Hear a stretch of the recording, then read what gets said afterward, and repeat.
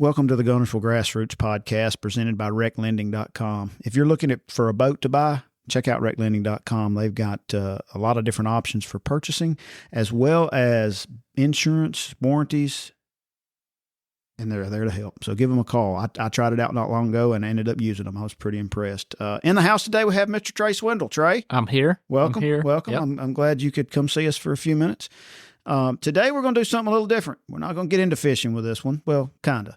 But what we're going to do with this is I have a gentleman from TVA, and I know fishermen hear that and go, oh, gosh, it's TVA. And but this guy is a fisheries biologist. His name's Stephen Turner. He is the program manager for Aquatic Plant Management Program there, but he's a fisheries biologist by background. I talked to him some last week, and he's a super nice guy. He's a fisherman. He's a nice guy, and he agreed to come on and talk with us a little bit. And we're going to try to debunk some of the myths of the things that TVA does and doesn't do, and things they can and can't control. Trey's got a big old long list of questions. Yeah, I got a big old long list. I got y'all's back for the listeners out there. I almost put out a social media feeler of, hey, what questions do you want to ask? But I really didn't want to do that because then something would happen. I wouldn't be able to get him. Yeah. So I didn't want to put myself under that much pressure. Mm-hmm. So we like it low pressure, and we're ultra low budget. So that's right. We're 3 years in using the same headphones. So anyway, we're going to try to get Mr. Turner on, see if he can talk with us for a minute and go over some of TVA's roles and learn a little bit more about eelgrass. I've got Stephen Turner on here. Stephen is the program manager for the Aquatic Plant Management Program at TVA. That's quite the mouthful. And Stephen, thanks for taking some time to come on here and talk with us. You know, one of the things when I was talking to you that I really wanted to do was kind of help bring more understanding to what it is you guys do and the efforts and roles that you play in the lake. Yeah, I appreciate y'all having me on. We're always glad to get out there and talk when we can. I think that is one of the big things is just getting the message out there. What we do and how we do it is a big deal to the public, you know. And so I'm glad to be able to get on y'all's platform and let's, you know, put that out there for people.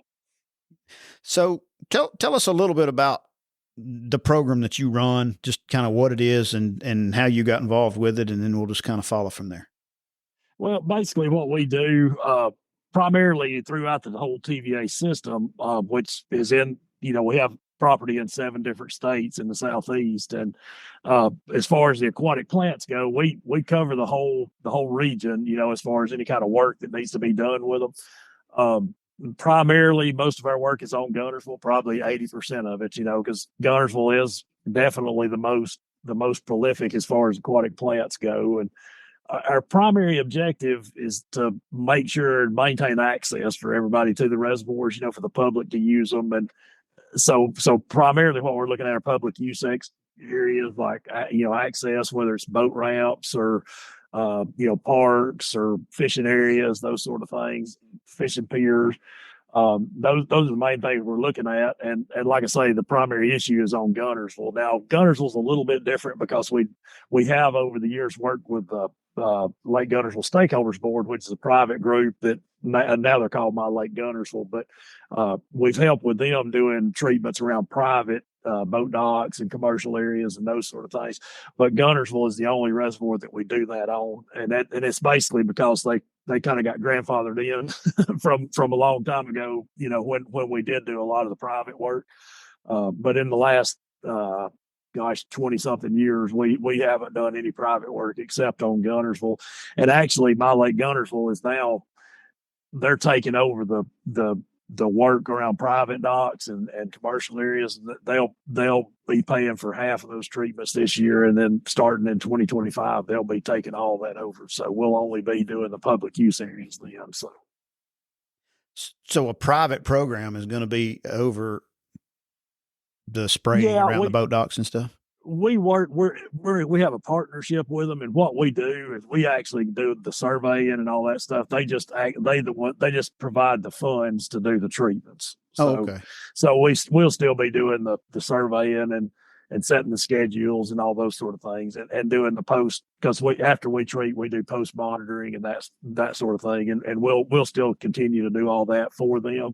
They were able to get funding to provide the money for it, because that was our whole partnership with them from the beginning was to get them to, eventually fund it. We would help them with it, but we wanted them to fund it. Okay. So for those listening, surveying, explain a little bit about what that process is, what it is, when it starts, and how you go from there. Yeah, we're constantly we're surveying the reservoirs all the time. Most of the reservoirs we survey them depending on the amount of plants they have. It could be once a year to a couple of times a year. But now Guntersville, it's a totally different animal because of the amount of aquatic plants on it. So we start surveying. I mean, we're out there a lot, but we really start intensively surveying usually around the 1st of May. We'll get out and get a look at how things are growing prior to that, but we really start doing our intensive surveying, which means running the shorelines and seeing how the plants are coming along about the 1st of May. Normally our treatments don't begin until around the 1st of June. It just depends on the growth. Some years, especially with the milfoil always comes up ahead. Milfoil, curly-leaf pondweed, there's a couple of plants that come up early in the cooler weather. And so sometimes we will treat those prior to or in May, but most of the time the full-on treatments don't really start till about June. That's usually when your hydrillas, those things start. But as far as surveying, we're going out in airboats and we're running the shoreline. Well, not running, we're idling the shorelines and checking usually if you see us out there doing it, it'll be the ones that are marked up TVA boats that say Aquatic Plant Survey on the back of them. And normally there'll be a person driving and a person on the front of the boat with a big long rake. It'll be like some of our rakes are, like 16 feet long, extendable, but it's just basically like a garden rake. And they'll be digging down and raking the bottom, see how the plants are growing, what plants are there and that sort of thing. And as we're doing it, we're mapping it in our GPS and creating a map that shows where things are growing, what species are growing, and how close they are to needing the treatment, if they need a treatment, those sort of things. So, but we do that. We start on Guntersville Reservoir, like I say, we normally start around the 1st of May, and that we're surveying at least 2 or 3 days a week, which every week through the whole summer, all the way till October. So there's a lot of airboat traffic out there just with us surveying, but yeah, we spend at least a couple of days out there. It takes a while. Most of the time, the individual areas that we survey, it may be, we survey them about once a month because that's about how long it takes us to cover the whole reservoir.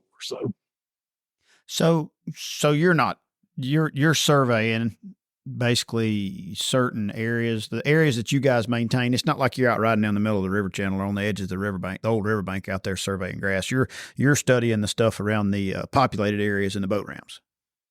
Primarily, now we do as far as like certain, we want to see what how the hydrilla is acting versus eelgrass. And, over the last few years, we've actually done a lot more surveying of just open areas because of the eelgrass coming in and becoming a bigger issue. And even on the wheeler, I mean, we've done a lot of surveying on wheeler the last few years compared to, if you look back 10 years ago, we probably surveyed wheeler twice a year.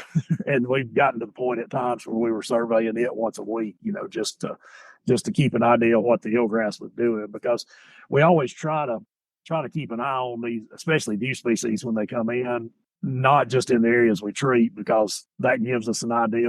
We can be better prepared if they do become an issue, So we will, every once in a while, you'll see us out there, somewhere, maybe on a river channel or something, raking spots or, picking up, see how things are growing.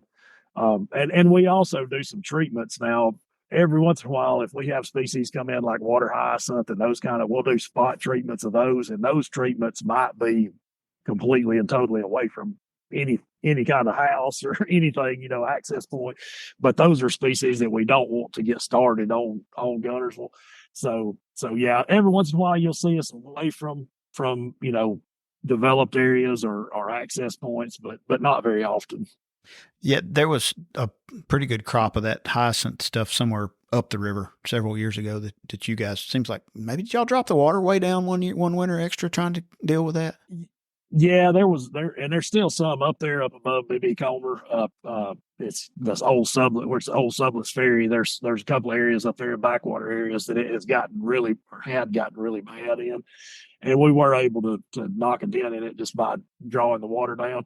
With water hyacinth, it's kind of, we're right on the northern end of its range, and it doesn't overwinter very well. And if you can pull the water off of it or down underneath it and put it on the ground, and it'll, a lot of times the cold weather will kill it in the wintertime. So we have used that water drawdown a couple of times on it to really, knock it way back. So it's hard. Is it hard to treat chemically? It's not that hard to treat chemically. We just don't, if we don't have to, we don't want to, because it's in areas that aren't necessarily developed, right. So it's not areas that we necessarily want to treat, so if we can get rid of it in a more natural way, where we're not hurting the native species and those sort of things, where we can just, because the natives that are there, if we go in and treat it, we're going to kill some of the native plants too, where if we can do it with a drawdown, those native plants, they're used to it, so it won't, the drawdown doesn't hurt them. So you wind up getting the ones you want. It's a lot more species specific. You get the ones you want. You don't kill things you don't necessarily want to. So. No, I understand. Yeah. So, what big picture? What's TVA? Yeah. What's TVA's role in lake management? TVA is not particularly concerned about fish as a whole. They're concerned about water levels and grass. Is that right? Just explain that a little bit more. Well, part of our initial charter from 1933 was to take care of these reservoirs, and one of the main purposes of them was recreation for the public. As a federal agency, that was part of the stuff we were, asked to do was, we're going to allow y'all to build these dams, but we want you to maintain them for public use too. So yeah, it is really, recreation is a big thing now. Fishing is only a part of that recreation side, Right. So we still have to, we kind of try to balance out as best we can between the fishermen and the other recreational users, whether they're skiers or just homeowners or, kayakers or whatever. But then also we want to maintain them for water level, for flood control, flood storage, and, for electricity too, for the hydro units too. So yeah, we're many pronged, but recreation is actually one of the big, things in our charter to manage on these reservoirs. So I got a question. The fisherman's coming out at me. So you said a lot of times you try to kill some of the grass or control some of the grass with water level, and it seems to be, just because I'm out there all the time, it seems to be when you do that, it's around the spawn when the bass are trying to spawn. Have y'all noticed? Do you think that negatively impacts the spawn of bass, being the water levels normally drops a lot around the spawn? Well, normally we try not to drop it that late in the year. Normally when we drop it for plant control, it's during freezing weather. What we normally do with that is we try to catch a spot when we're going to have, and usually it's in January. If we see we're going to have a week or two of below freezing weather or close to freezing weather, then that's when we try to drop it that extra foot or so, which is about as low as we can go on Guntersville. But now the last few years we have kind of got to a area where we follow the rule curve a little closer, which the rule curve is just a plan for the dam for the fluctuation of the water. And during the wintertime, I don't know, I don't have the dates in front of me, but it's around November to about the 1st of April. It's supposed to be a foot lower, and this year it stayed pretty low because we didn't have the rainfall we thought we normally do. So I know that's got to be that's got to be tricky, especially preparing for floods that time of the year as well. But it did seem like, especially this year, when they were starting to spawn around, it felt like it was 2 to 3 feet low. It was super low this year. Yeah, technically, it never goes below about 2 foot low. It can't go much lower than that, because what happens when we get much lower than that is we can't get barges through the upper end. So about 2 feet's about as low as it, and it won't stay there at all. When it goes, it's just because we've had some issue, whether it's lack of rain or that sort of thing. And what I know recently in the past few weeks, there had been a lot of expected rain upriver, up in eastern Tennessee. That I don't think came to fruition. So that kind of, what they'll do ahead of those, a lot of times they'll pull the water down a little bit for flood storage. And if we don't get the rain that's expected, then a lot of times we have to keep it lower, just because there's no way. You have to keep a certain amount of flow. So, there's no way to bring it up till you do get the rain. Right. So, but now that's a whole different group that does does the river operations, that does the raising and lowering and all that. Right, so, right. You're just a grass guy. yeah, yeah. So that's about all I can tell you on that part. But I think as far as Guntersville, I mean, normally about a 1 to 1.5 foot fluctuation is all you're ever going to see. I mean, sometimes it'll get a little bit more than that, but if we do an extra little bit of drawdown in the winter, it's always it'll be in the coldest part of the winter for the aquatic plant stuff. My very unscientific observation of that is it's weird that like you can drive by, say, Honeycomb down there on the lower end, and the water looks super low, and then you get up higher where the river's narrower and it doesn't look that low. It's like it takes a little while to actually catch up. So where it may feel like the bottom's out of it on one end of the river, the other end may not be that way. So, yeah. I've seen it in some, when we've had heavy rains in January and February before. I've seen it when you could go to Bridgeport to that nice new boat ramp they've got up there, and it'd be almost in the parking lot. And then you could come down to Honeycomb and it looked like it was a foot low, so it takes that water a little while to get through the reservoir. And it'll really back up sometimes around that, Langston, North Salty area there where the Big Bend and river is. That's kind of where you get your drop right there. So, yeah, it just kind of impedes the flow and changes things a little bit. So, yeah.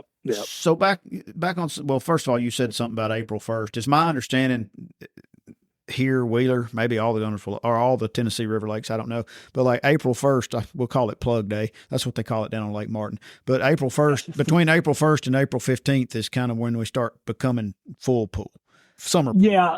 Yeah, I think that's generally. I mean, the different reservoirs have different dates that they start filling them up, but yeah, generally it's about that time when they do. You can always on the TVA.com. There's a lake levels app or a site on there, and you can pull up each reservoir on there, and it'll actually show you the rule curve, which will show you the dates that it's supposed to go, that we're supposed to follow. So, in a perfect world. Yeah, and it's called, we call it the rule curve, but on the website it's called an operating guide. But if you pull up that operating guide, it'll show you, and it'll actually give you the last year worth of data, where it actually was. So, and it looks like, I just actually pulled it up. I'm sitting here in front of my computer. It looks like the date is actually in the last week of March. So is the date that it's supposed to start coming back up. So. Okay. So, which in theory corresponds with the spawn, but every year's a little different, and Guntersville fish don't read the rule book on what matching water temperature and spawn. I mean, I saw fish spawning in the middle of March and the water is 60 degrees, but I looked at them on the bed. Like I know that's what they were doing. Right. I mean, oh yeah. I've done a lot of people that are catching with dirt on their bellies in February. Yeah. They don't read the rule book. So, yeah. So back to the grass spraying and treatment. You said you guys start surveying in May and then normally start spraying in June, and it's actually subcontractors that do most of spraying, right? Right. Yeah. We don't do any in-house spraying anymore. Actually, all the treatments are done by contractor now. Okay. And so people always come out and go, well, they're spraying here and they're spraying there. Obviously, spray is expensive and there's a budget for that. So tell us in a little more detail and where we can find it, because I know it's out there on websites. I've seen pamphlets on the grass spraying information. Like you normally start in one area and then work your way through.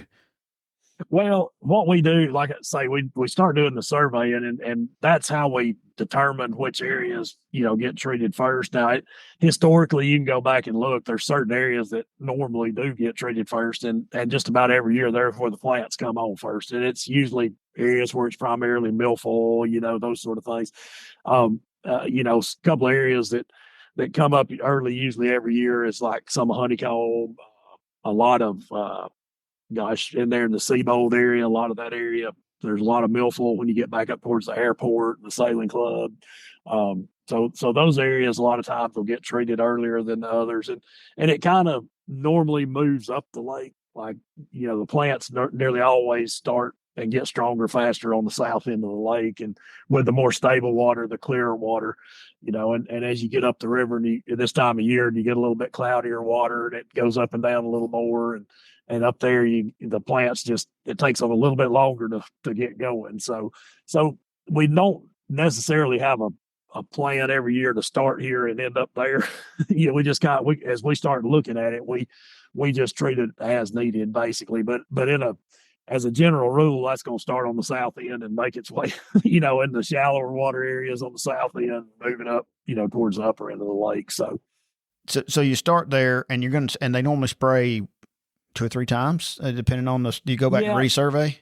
That's what we go back 2 weeks after the treatment. We'll go back and do what we call post monitoring to make sure the treatment worked and to make sure we didn't have any kind of, unnecessary effects or anything that we didn't want to happen or things like that. And then we just continue. So usually after we treat, we come back 2 weeks later. And then if we do get a good treatment, then we normally won't come back for about a month, 3 to 4 weeks.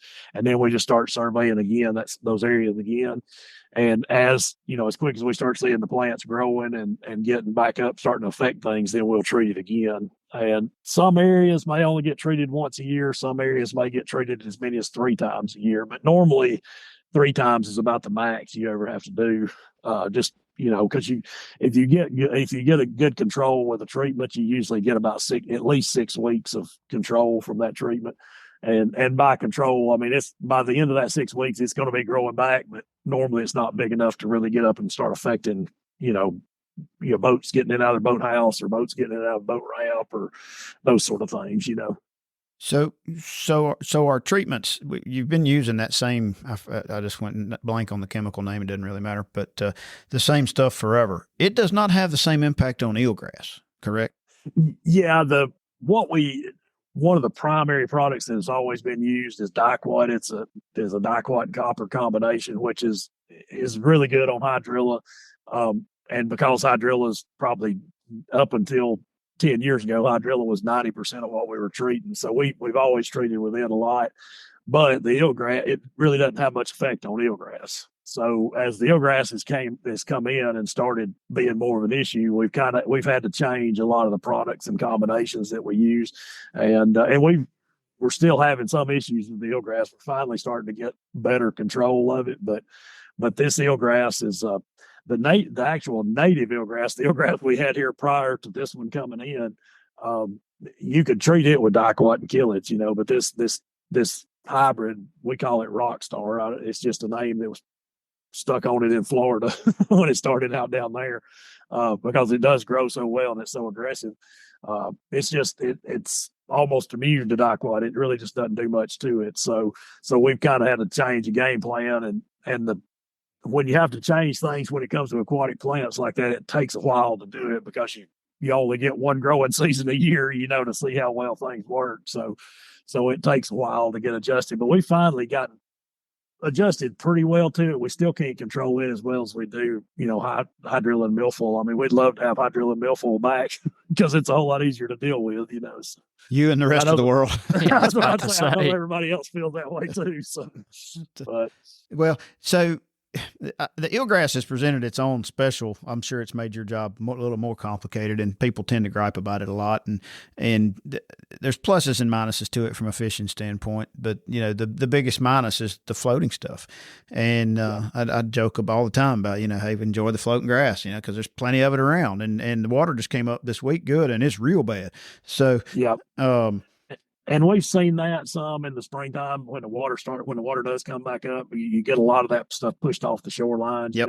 That was there all winters has been laying there, but it starts popping back up because we actually deal with a lot of that floating stuff. It gets up on water intakes. It gets up on the dam and can cause issues with the dam. If you get enough of it down there. God, as much of it as there is, I can only imagine you'd build a dam out of that stuff. So. Yeah. Yeah. So. Then that's part of what we did last year, or what started 2 years ago. What we call it eelgrass debris removal is what our program's called. But we actually have a contractor that comes in, and a lot of you guys have probably seen them out there in the river channel.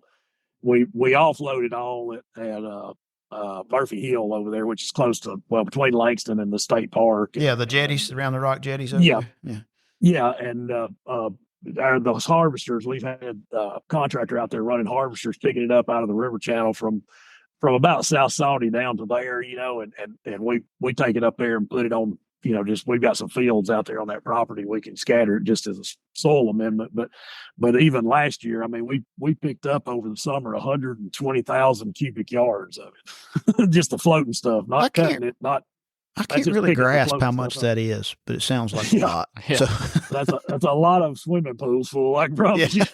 So, but yeah, it's a heck of a pile of it, and I, and I believe it helps. I mean, I know a lot of the homeowners and fishermen don't think it helps any, but I think there's still a lot out there. I mean, there's still a whole lot out there, but it's a little bit less because of what we can pick up. And the problem is our harvesters, we can't really get up in close around stuff. So our best opportunity is to try and catch these big mats as they're floating down the river before they, wind up in a pocket somewhere, or wind up at the dam, or wind up on a water intake or something like that, So we just pick up as much of it as we can, and we will continue it this year. And actually, we're expanding that program a little bit this year, and we'll be operating a couple of harvesters up around maybe Coleman Bridge too. So, plus the ones we'll have the same ones back down the river too. So. Yeah, I saw some out around Pine Island the other day.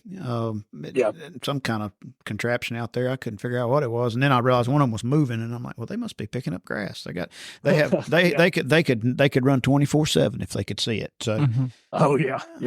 We definitely could pick up more than we want to, if we, So y'all are running those harvesters, trying to help. One thing you and I discussed the other day, when we were talking, was the change in grass, some that maybe you're seeing a little change. And I mentioned that coontail seemed to really be strong right now. Explain to us a little bit about coontail. Yeah, coontail, it's a early season plant. We see it a lot. Usually this time of year, we see a lot of it. And it is very variable. I mean, we can have it, from year to year. It can really change how much we have. But coontail is it doesn't have roots. It's not a rooted plant. It actually just floats around out there. You'll think it's rooted because most of the time when you fish around it or something, it'll be tied in with some other, it'll get in a hydrilla mat or a milfoil mat, and just get bound in there and not really move. But it just floats. So what happens is you wind up with, before the other plants start growing, you'll get big, huge colonies of it that just move around out there. So this time of year, you can really get into the big wads of it, but it doesn't do as well when it gets really, really hot in the summer. So it's kind of like the milfoil and some of the pond weeds that come on early, but then they don't go away, but they die back, as you get further into the summer. So, but it usually is one of the big early season plants. It just seems, and maybe it's just because of the less hydrilla and stuff around, but it seems to me I know there's certain areas that there's more of it than I've ever seen. Like that area over there we were talking about near South Saudi where my little cabin is, and like you can't hardly run around it. You can't fish in there for the stuff right now. And yeah. And that's one of the problems with coontail, with it not being a rooted plant. It's hard to fish it because it's loose, so anything, you can't really pull anything through it because it just wants to come with it, so it's not as bad, but it's like the floating eelgrass, you kind of get that stuff that it's not, it's just hard to fish it because it wants to move, and it's real thick. It is a real thick plant too, and it's real stiff. So you mentioned that you thought that, maybe we were working through some cycles of grass, and that, we're seeing a little more hydrilla back the last year or two. Yeah, we've definitely seen an increase in the amounts of hydrilla the last couple of years. They're actually Guntersville, several of TVA reservoirs have two types of hydrilla. There's a dioecious and a monoecious hydrilla. Which really, looking at them, you can't tell a whole lot of difference. But the monoecious, which had become the primary one on Guntersville, it grows up early and just makes a thick mat on the bottom, but then it turns towards the top. It'll make a mat or make a surface mat just like the dioecious does. But the dioecious, the original that we had, it grows straight to the top, and it grows out there deep. It's the ones you see out, at the edge of the river channel. That's, it'll be 17, 18 feet deep, growing to the surface, and it's just these long, stringy, strands of it. Well, that plant has started, we've seen it start coming back into a lot of the areas that were primarily eelgrass over the last few years. And it grows up so quick and gets a surface mat that it's actually shading some of the eelgrass out. So there's a couple of areas that y'all are probably familiar with where we've really seen it happen last year. One was in Beauchart Creek. We saw a lot of it come up in there and kind of take over for a lot of the eelgrass. And then up in I think fishermen and I used to call it Grider Slough, but it's up Baby Comer. Just above Yeah. Baby Comer, up through there. But what happens with that dioecious hydrilla is it'll grow so much deeper is that in the areas where we had eelgrass where you can still run a boat over the top of it, the hydrilla starts coming in there and it'll come all the way to the top because it's a lot taller. And so you may have seen last year in the summer and fall, Beauchart and up there, Griders, both of them, we had to cut lanes back into those boathouses or to the boat ramp at Beauchart just because the hydrilla was getting so thick that it was, making it almost impossible to get in there. So we have seen when the eelgrass first started getting really bad, it would just take over areas and it would just be all eelgrass. There wouldn't be any other plants in there. And what we've seen over the last couple of years is not necessarily seeing much of the eelgrass going away, but we've seen a lot of the other plants start growing with it. And by doing that, we've seen the amount of growing eelgrass has actually dropped a little bit just because it's, the other ones are starting to grow in there with it. So we're hoping we're on that trend to where, that cycle to where we're on kind of the downside of the eelgrass being as big an issue. Now, it'll probably always be an issue because once these plants, these hybrids and non-natives get in here, you never really get rid of them. They're going to be there for good. But hopefully as it, as Mother Nature kind of balances everything out, it won't be as big an issue going forward. What makes this stuff float? I mean, you'll drive down the river and you're looking, there's like a whole plant, like somebody went over there and pulled it up. And I mean, I understand a lot of it, I think, is boat traffic. During the summer, it gets worse where people are taking off in 7 or 8 foot of water and clipping the top of it. But does it let go? Is that how it spreads?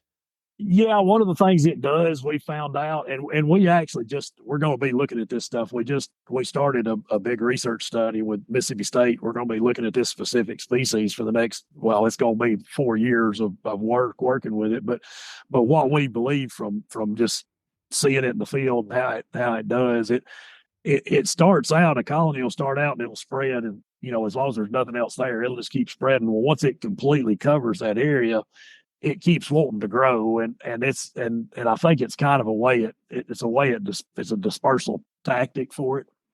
Once it kind of butts head against itself enough, because it's growing on runners, it'll put a little runner out and it'll make another plant. It'll put and so when they hit each other enough, those things just don't even root up; they just hang up in the water. And so if you go out and look in some of these real thick mats, especially about July or so, you'll just see plants just sticking up, and the whole plant, roots and all. And all it takes is just a little bit of wave action or something to break it loose because it's not attached anyway. And so, and that plant will float and go somewhere else. And if there's nothing there, it'll root up, and you'll start a new colony of it. So I think it is kind of a tactic that the plant probably uses for to disperse and spread. But yeah, that's the primary way that those floating mats get out there is just it releasing itself. And like I say, like you said, it could come from boat action. It could come from just a windy day, especially if you're looking at the plants that are in 3 or 4 feet of water. I mean, a lot of it, there's mile of it, especially between BB Comer and North Saudi. There's areas on that overbank where there's just miles and miles of it, and it's in 2 feet of water. So, right. And it's shallow enough, it'll just let go and float off. Oh yeah, and then you get barge traffic and you get boat traffic and everything going up down the river channel. I mean, a foot and a half, 2 foot wave rolls up on 2 foot deep water. It's going to rip half of it up. We've seen it out there in the summertime. It'll look like a turf, almost just rolled up the whole mat, and it'll just be a dirt bottom underneath where it's just pulled the whole mat up off the bottom. We actually had a couple of years ago in Mud Creek, back in the creek channel, we had it almost get completely blocked up. And when you go out there, it looked like an island because it was a big mat of it that had turned upside down, and it was brown because the roots were the only thing you could see above the water was the roots. and it was just a thick mat, that had just got caught in that creek channel. Yeah, I'm glad that died. Yeah. So on a different note, what's TVA's stance, opinion? What do you know about the Asian carp? Are they coming? Is it an issue, or have they got it under control? To be honest with you, I don't deal with that a whole lot, and I hate to say a whole lot. Now That's do, fine. Yeah, we do work with we have a group that does that, a water quality group that works with the Fish and Wildlife Service, and they work with state agencies on it. I know that right now, they're still working on those barriers. On Barkley right now is the main where they're testing that barrier. And I think they're looking for funding for some of the other barriers. But I think there's been a few of the Asian carp that have made it upriver, but I think a lot of them that they've had tagged have turned around and went back. But I don't know. Eventually they may make it this far and enough to really establish, but we just don't know that they will right now. But we are looking at ways of deterring that. Too much eelgrass. They didn't like it. They left. Yeah, that may be it too. So that may be the one positive that comes out of eelgrass. So is TVA involved at all with the fish surveys and stuff like that, or is that strictly the state? We still do. We do have a biological compliance group that does fish surveys, and we normally do them. We do about 4 weeks of them in the spring, 4 to 6 weeks in the spring, and 4 to 6 weeks in the fall. That's, like I say, that's a different group too. But they're actually out doing surveys now, and it rotates around. I think they survey every reservoir about every 2 to 3 years. So we still do them. The state does them too. So yeah, we're involved with fisheries, but the fisheries management is left up to the states, for each reservoir. So are the results of those surveys available anywhere online? To be honest with you, I don't know. Yeah, trick question. I didn't tell you I was going to ask that. Yeah. So that's okay. I'll hold you responsible. It's not your department. That's out of my department. Yeah. So I'm going to ask you one more question out of your department, and then we'll probably wrap it up. But just because I know you're a fisheries biologist background, now you do grass, but it's still fish and fisheries biology related. So, do you have an opinion? And this can be your opinion on like stocking and stuff like that. For example, Chickamauga's had some programs, and Texas has got some huge programs of doing various types of stocking on bass. Do you have an opinion on whether that helps, hurts, just in general? Well, I mean, and now my position with TVA, I don't know that, but no. From my personal position as being in my previous life of being a fisheries biologist, I don't think they, on a lake like Guntersville, I really don't think they help a whole lot, to be honest with you. There's a lot, the Florida strain, there's a lot of that DNA in Guntersville already. So I think what you see when you see these issues on Guntersville, I think it's just a cycling. I mean, it's just Guntersville, I was born and grew up here on the lake my whole life, and it's always been a cycle. It's always on about an 8 or 10 year cycle where you get the good fishing, and I think a lot of that, it may have to do with the plants. It probably has to do with fishing pressure, especially now. But as far as changing the DNA and getting that Florida strain in, I don't think it really helps. I mean, because as far as numbers go with if you're stocking to try and help the numbers, the recruitment, with a lake like Guntersville that has so many aquatic plants, I mean, there's no problem with recruitment. Yeah, I mean, if you go out there on an electro fishing boat, go through those mats, I mean, there's so many little bass, in the spring that it's crazy. I mean, you're out there. So as far as numbers wise, you're really not making a difference. But as far as the DNA, I think, the opinion of most of the biologists is once you get to a certain point, a percentage of that DNA, then stocking new straight Florida strains really doesn't help, I mean, as far as fish size or anything like that. So, right. So I would say, in my personal opinion, from a fisheries biologist standpoint, I would say that they probably don't help a whole lot. Now, from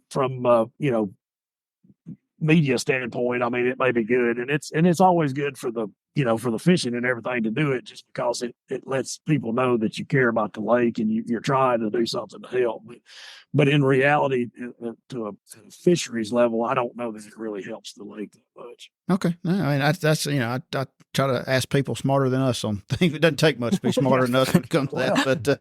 But well, I know there's a lot of opinions out there about it, and you know how opinions are. oh yeah, but, absolutely. But you know, it's just one of those things that I don't know that you'd ever know for sure. But from the paperwork that's been done on it, that's where I would fall on it. Okay, and I've heard something similar to that before. Is there a place on the TVA website that shows the treatment schedules? Yes, there is. It's under aquatic plants. Like you can do TVA, just TVA aquatic plants, and it'll bring you to it. Okay, and so it's going to show, hey, we're treating South Saudi, we're treating honeycomb, we're going to Seabold or whatever. Yeah, and the way we do it, because we when we go out and survey, we set our schedule as to what needs treating. So whatever if we find something that needs to be treated this week, we set the schedule and it gets treated the following week. So the schedules come out we post them on Thursday afternoon or Friday morning. Usually it's some point around then, but that'll be the schedule for the following week. So it's hard because it's hard for us with us doing it that way. It's hard for us to project. We can't really project out, because what we have to do is we have to go out and look at them, and there has to be enough plants there for us to, enough reason for us to treat it. Now, some of the private contractors, they may, and that's a lot of what you see out there. I mean, that's probably, 3/4 or more of what people see treatments being done around boathouses and stuff is privately contracted. The homeowner contracted somebody to do the work, and those guys, they can go out. Hey, if somebody's paying them, they can go treat it. I mean, that's yeah, just like paying somebody to do your yard. Yeah, and so, but with us, because of our environmental regulations that we go through as a federal agency, we have to go out, visually see the plants, and know that there's enough there to treat them. And so because of that, we can't really schedule treatments until about a week in advance. And so we can't project out. So you can always look on Friday and the new ones will come up for sure on the webpage by Friday, and that'll give you what's going to be treated the next week. Now they won't be in any particular order or anything, because weather, that sort of thing, as far as who knows when during that week we'll be able to treat it. But we're usually pretty good. We're about 99% going to get it that week. Now, every once in a while, if we get thunderstorms all week, we might get pushed to the next week. Sure. Yeah, but yeah, and it gets posted, and we do that for all the reservoirs we treat on. Okay, all right. Well, Stephen, I can't thank you enough giving us a little education on grass. Well, I appreciate y'all having me on, and I hope I answered the questions, didn't upset nobody. I know too much anyway.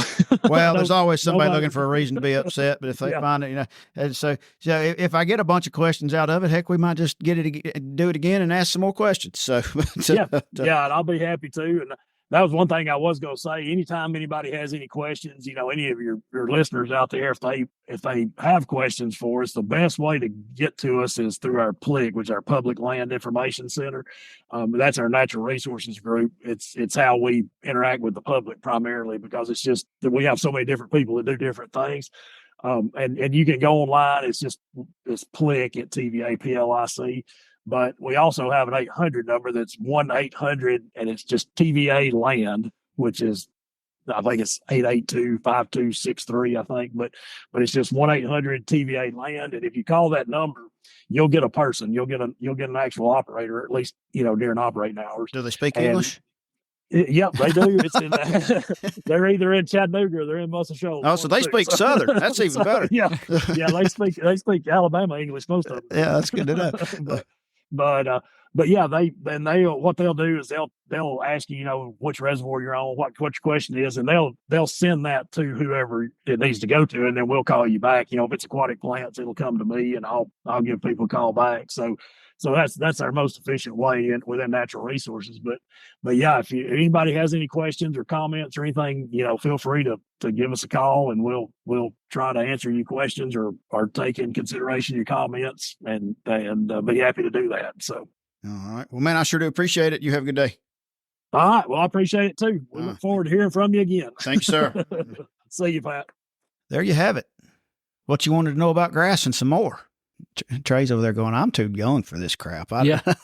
Hey, All this grass species, I don't even know the species. it's I just say green it's and it's got a fish in it. yeah, and it ain't hyrdilla. That's all I know.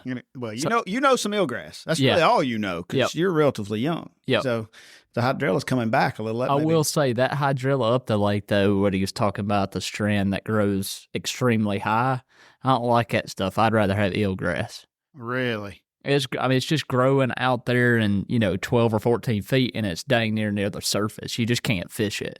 So back in the day, and maybe I apparently there's two different mono and di whatever hydrillas, but back in the day that stuff grew together and then big clumps like that in 12, 14 foot of water, and a man pitched a jig. Now you can do a little simpler, but you pitched a jig in that in the summer, and then you'd catch a 5-pounder. Yeah. Now you don't need that. You just scope them. Yep. It's just in the springtime, it's like when I fished here that tournament in early spring, it was just hard to fit. You can't just get out there and wind a chatterbait and it's so tall, and It's a lot of the places, like he said, that was a lot of eelgrass that has taken over, and that's what it mostly is. But, I'm a fan of eelgrass fishing-wise. Floating-wise, not so much. Not so much. So, well, I hope everybody that listened found this somewhat useful. There's probably some tidbit of something in there somebody didn't know or needed to know. Until next time, enjoy the floating grass.